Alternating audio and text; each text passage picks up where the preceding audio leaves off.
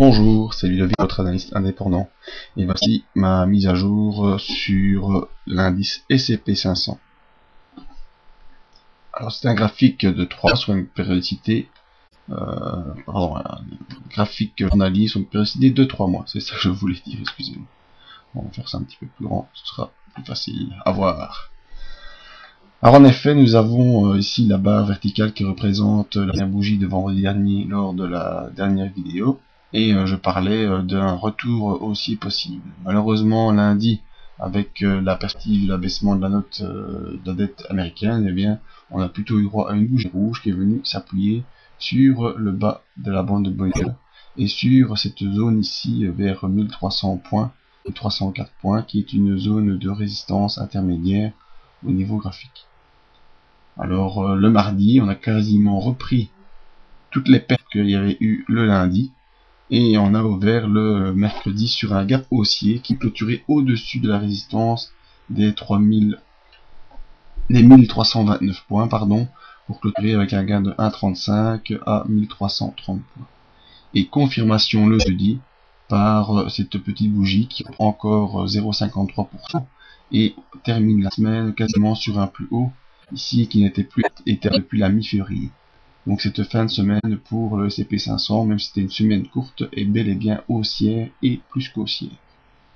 Alors pour les habitués des graphiques, ils peuvent déjà voir la mise en place d'une figure chartiste bien connue qui est l'épaule tête-épaule.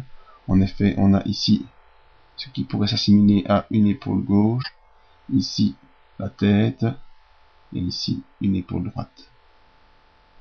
La ligne de cou étant située ici vers les, on va dire, on va prendre, ça sera peut-être un peu mieux, 1340 points.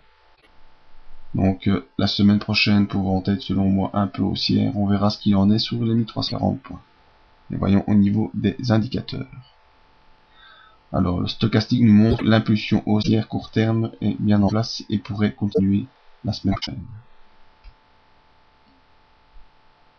Les volumes, eux, sont revenus quasiment à leur niveau d'avant cet abaissement de note et semble pouvoir continuer à progresser. Le MACD a déjà retrouvé un histogramme positif, donc le croisement se fait à la hausse, on est toujours bien au-dessus de 0 et il semblerait qu'une action haussière peut en tout cas prendre place.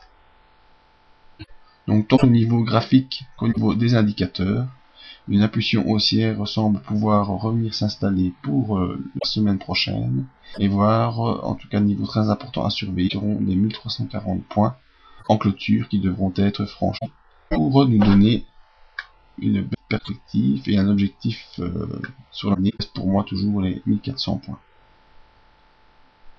Voilà mon avis sur le SCP500. Vous pouvez me rejoindre sur le site pour d'autres avis sur d'autres indices ou matières premières, ou me contacter